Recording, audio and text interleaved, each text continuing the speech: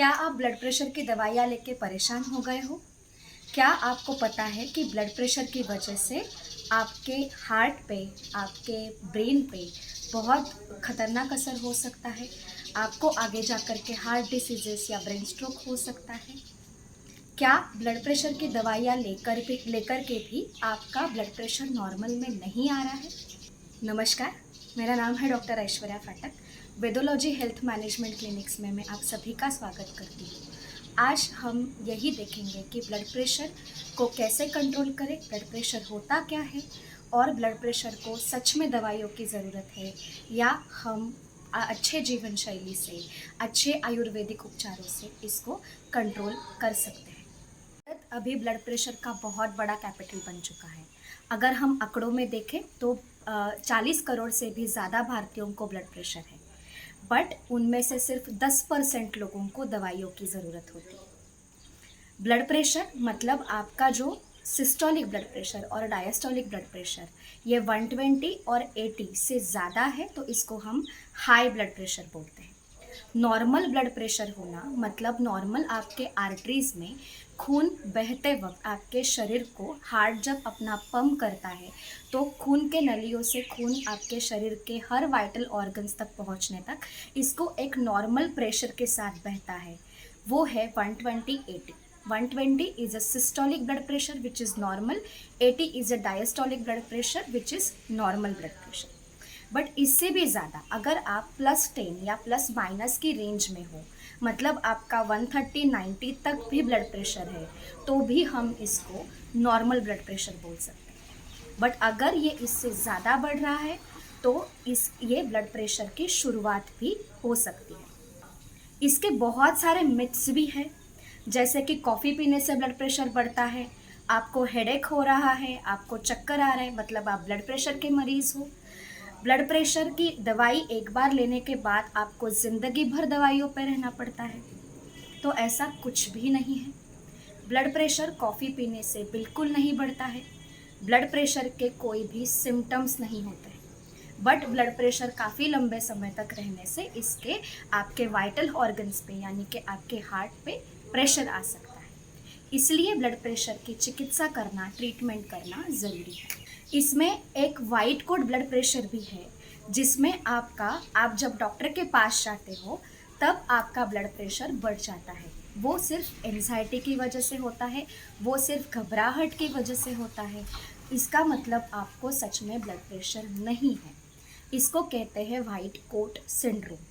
तो इसको कैसे टाल सकते हैं, ये एंजाइटी को कैसे टाल सकते हैं, और आयुर्वेदिक तरीक़ों से अगर आपको जब दवाई भी चल रही है तो कैसे इसको कंट्रोल में ले सकते हैं, यही हम अभी आगे जा कर के देखेंगे। अब हम देखेंगे कि किन मेजर कारणों की वजह से आपको ब्लड प्रेशर होता है। अगर आपकी जीवन शैली बहुत तनावग्रस्त है, आप एक जगह पे बैठ के, जिसको हम सेडेंटरी लाइफस्टाइल बोलते हैं, ऐसा काम कर रहे हो, आपके जीवन में कोई भी व्यायाम या एक्सरसाइजेस नहीं है, आप अगर बहुत ही तीखा, बहुत ही नमकीन खा रहे हो, आपको बहुत ज़्यादा मात्रा में बहुत बार इंडाइजेशन हो रहा है, आपको अगर किसी भी चीज़ का एडिक्शन है, जैसे उसमें अल्कोहल है, इसमें टोबैको है या इसमें सिगरेट स्मोकिंग है, या किसी कारणों की वजह से, जैसे आपका कोलेस्ट्रॉल बढ़ रहा है, जैसे आपके किडनीज पे असर आ रहा है, तो उसकी वजह से भी आपका ब्लड प्रेशर जो है ये बढ़ सकता है। और अब जानेंगे इसके असरदार उपाय और आयुर्वेदा के मदद से हम इसको कैसे नॉर्मल रख सकते हैं, कैसे अच्छी स्वस्थ जीवन शैली अपना सकते हैं। सबसे पहला टिप है कि आपका जीवन शैली जो है इसको अच्छे से रखना। आपके खान पान में ज़्यादा नमकीन चीज़ें जिसमें बहुत ज़्यादा अमाउंट में नमक है, जैसे पैकेट फूड होता है या हमारे वेफर्स है, चिप्स है, इसका जो सेवन है ये कम करें। सेकेंड थिंग, जो आपका खान पान में स्पाइसी एक्स्ट्रा स्पाइसेस जो आते हैं ये भी आपका पित्त बढ़ा करके आपका ब्लड प्रेशर को बढ़ा सकते हैं। तो ज़्यादा जो एक्स्ट्रा स्पाइसेस है इनका यूज़ भी हमें कम करना है। तीसरी इम्पॉर्टेंट चीज़ है, अगर हम बहुत ज़्यादा पानी पी रहे हैं तो अत्याम्बुपान, जिसको चरकाचार्य ने कहा है कि ज़्यादा पानी पीने से भी आपके जो वेसल्स होते हैं, जो आपके हार्ट तक ब्लड का सप्लाई लेके जाते हैं और आपके शरीर तक सारे अच्छे ब्लड को, ऑक्सीजनेटेड ब्लड को लेके जाते हैं, उनमें प्रेशर बढ़ने लगता है। तो बहुत ज़्यादा पानी पीना, अननेसेसरी पानी पीना, ये भी हमें टालना है। प्यास नहीं है तो पानी पीना हमें टालना है।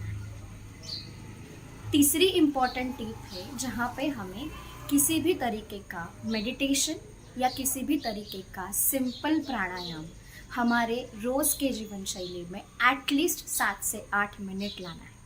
तो इसमें आप ओमकार का इस्तेमाल कर सकते हो, इसमें आप अनुलोम विलोम या नाड़ी शुद्धि प्राणायाम का इस्तेमाल कर सकते हो, इसमें आप नॉर्मल मेडिटेशन जो है या कोई भी चैंटिंग जो है, इसका भी इस्तेमाल आप कर सकते हो। इससे नेचुरली आपका ब्लड प्रेशर कम होने के लिए डेफिनेटली मदद मिलती है।